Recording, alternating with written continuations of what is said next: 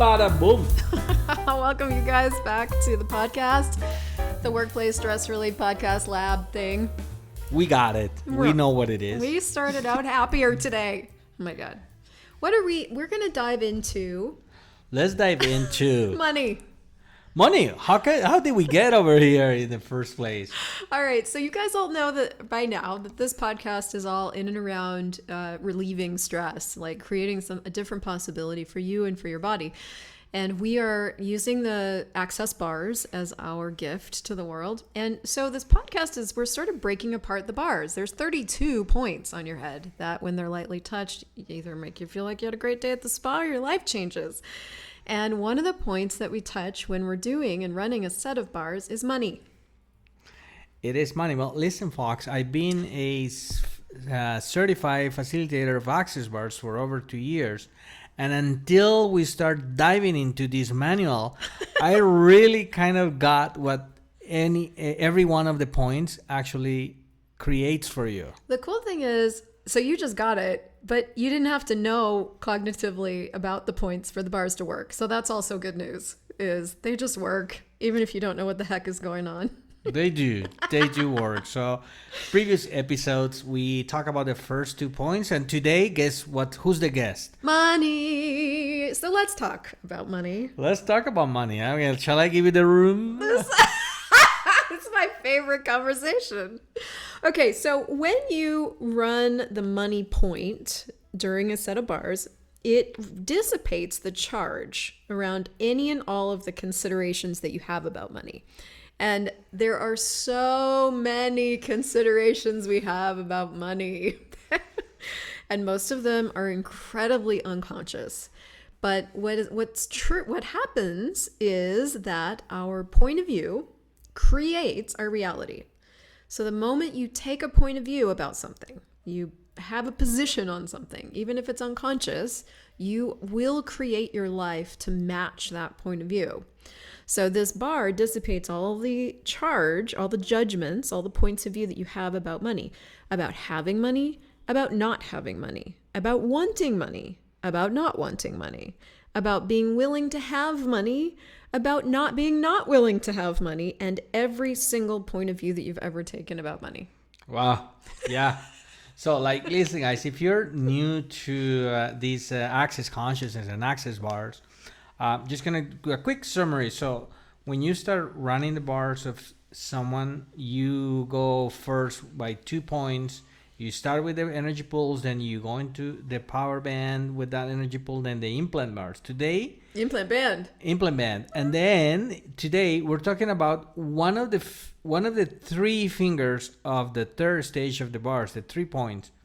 So, and one of them, it touches money. So we're just diving into money. And like you said, I've been listening all this week about loving money, not loving money, hating money, hitting yourself for money. Well, I mean, like many considerations about money.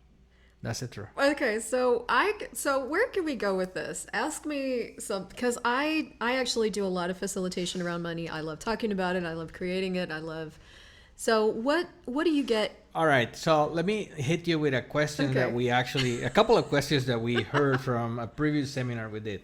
One was a general question of someone with very sensitive awareness, but she still doesn't know. She said, what does these Access bars change on me? What will change of me? So is that moment that you want to tell them, but it can change this, plus. But if you wanted to summarize how could money would change on someone, what would you say to that lady? Okay, well, because Access bars dissipates judgment, it dissipates our points of view. When it comes to money, what Access bars contributes is the space for you to be as creative as you are, for you to be as free as you are, to create whatever it is you want to create as your life. I see a lot of us really, really boxed in by our points of view. For example, today, I'm facilitating a 21-day series on clearing and asking around money. One of the ladies came in and she said, I was looking at this for myself, what the energy around money is for me.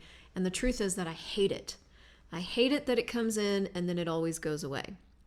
Well, the thing about when you hate something, you push it out of your life. So this is what we do with money. In some different ways, we hate it, we are afraid of it, we're stressed about it, we're worried about it. All of these are contractions of space. They are the judgments that we have that there isn't going to be more, that money is hard, that this never works for me, I can't do this. Like if you look underneath all the energetics that we choose around money, there's all of these different points of view.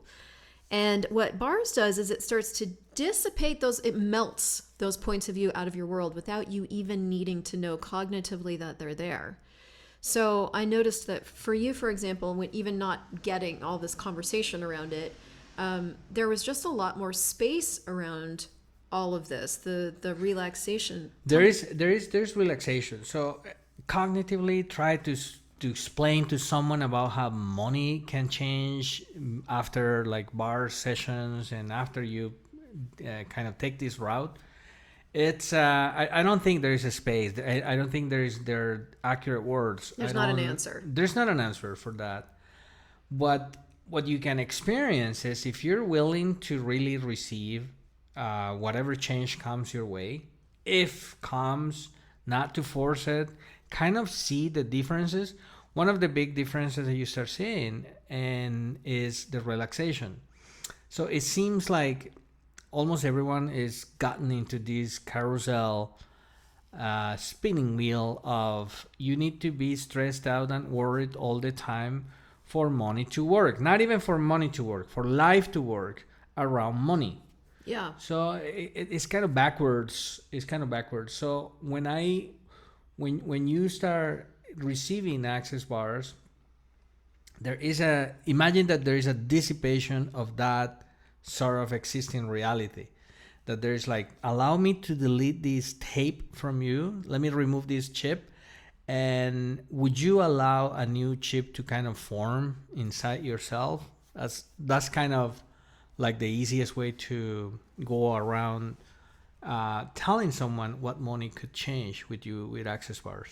Yeah, and because we're looking at this also from an organizational perspective, if you imagine your organization is built up of everything is energy, basically. Everything is energy. And your organization is built of all the energies combined of everybody working there and everybody creating the business and everybody running the business and maintaining the business. So the more of those components that are functioning at, 0.001% of what they're actually capable of, the harder the business is the longer it's going to take to grow, the harder it is for revenue going to be. The choices that will be being made from the center of that organization are going to be coming from a position of lack and scarcity rather than this position of abundance. And we live in a magnanimous, generous universe and everything is available and what else is possible.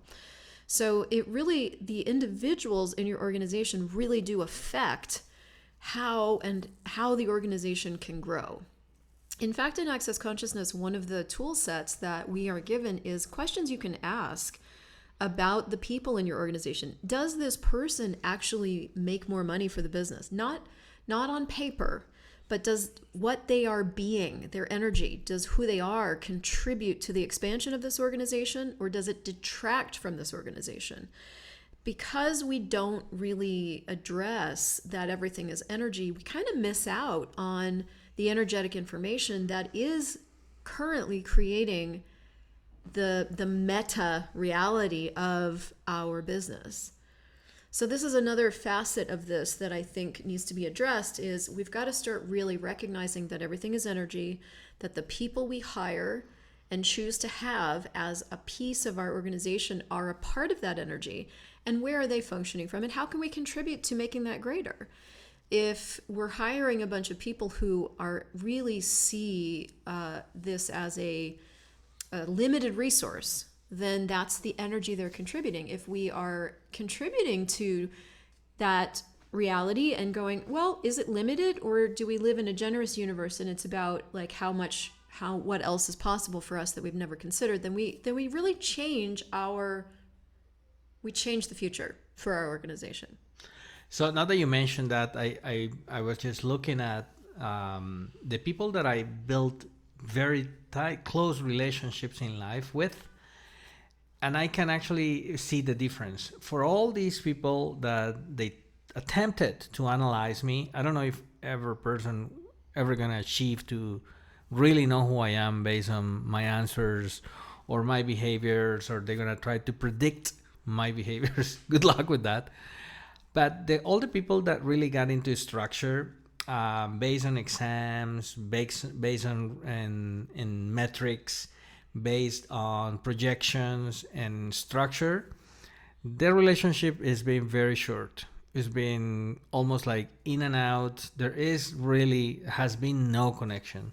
I don't even remember people that Who are those people? Who are you? I mean, like, what I do remember though is that the people that I connected with energetically from a different point of view, different perspective, energetically, is that handshake where the temperature of the body of the person that you shake is, it kind of is the same temperature of your hand.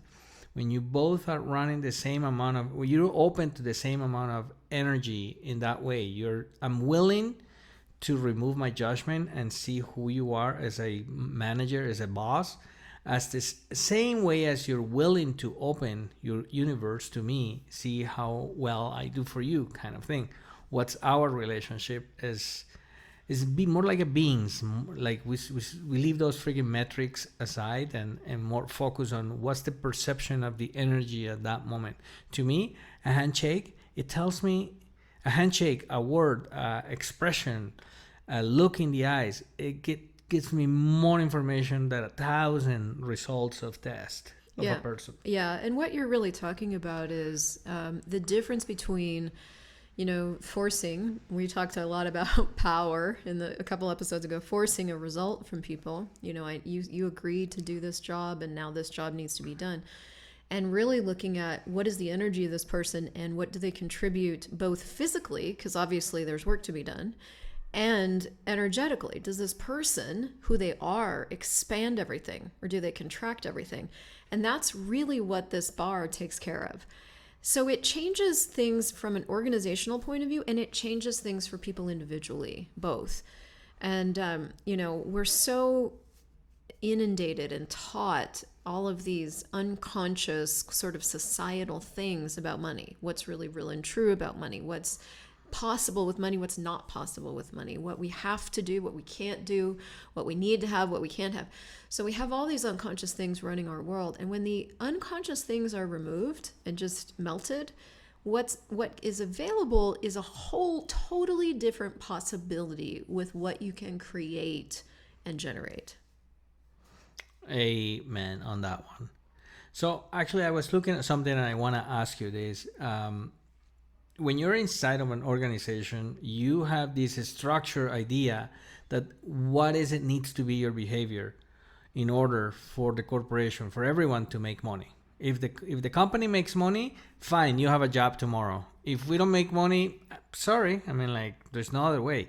So I noticed that could be one of the significant, or like the beginning of the change of individuals inside of an organization, your own perception, how you contribute to the organization. You're just talking about that, right? Yeah, and yes, and I'm also talking to the managers and how they can look at things differently, because I think in organizations there's a lot of, there's obviously these projections from the very top of what the organization needs to do and what they should do and what should be occurring. And that, of course, trickles down into the different managers and the different teams. And now we have to deliver this based on this projection and this expectation. And so it's not to not do projections. It's like, as an organization responsible to shareholders, many of us, some of us not, some of the smaller organizations maybe not, but all of us have these wishes, dreams, choices, projections for what we want our business to do. You can start to look at that from a different perspective and add question. Well, what's possible with this that we haven't considered? What's available here that we haven't considered? Who or what can contribute to this growing that we've never considered, instead of, this is what we've decided we have to do. this is what we should do, and this is how we have to bend ourselves, staple ourselves, mutilate ourselves in order to accomplish this. That's the force way, and that's the way that burns people out. And that's, when we function like that in our lives, we're burnt out. When we function like that in an organizational way, we burn out. A different possibility is starting to, from the top, go, okay, this would be really cool. What would this take? Who could we add to this? What would we need to change to have this? What would we need to choose to have this? And that's where this bar starts dissipating out the need for structure in order to accomplish a fixed goal, and introduces the possibility of choice and question and possibility as a different way of functioning that becomes sustainable for everybody. Well, that actually is so funny. Based on the last research in United States, where the people that has been surveyed, middle management that are under the age of 32 years old, in the majority women, are suffering that struggle that you just mentioned. So it's the upper management asking for more, and they are in the middle of that, and the teams. If your work team is underneath and you need to kind of squeeze and squeeze and squeeze until they produce, you're suffering. I bet what kind of burnout are you suffering? Well, you're in the sandwich. You're the middle of the sandwich. You've got pressure from the top and the bottom. And the bottom. Yeah. And the bottom. Yeah. So there's something different available there, and that's what we want to introduce with this bar, and that's what we want to introduce with our workshops as well. So I'm excited about that. I'm very excited. So we covered actually money today. What's left to cover, we'll see next week. I guess it's just control. Control. Oh my God! No one controls today. No one tries to control to get a result. So stay tuned, you guys. If you enjoyed this, please share it with some people you know need it. If you are ready to try this bars thing out and see what it can create for you, we're here, and we'll see you next week. We'll see you next week. Thank you.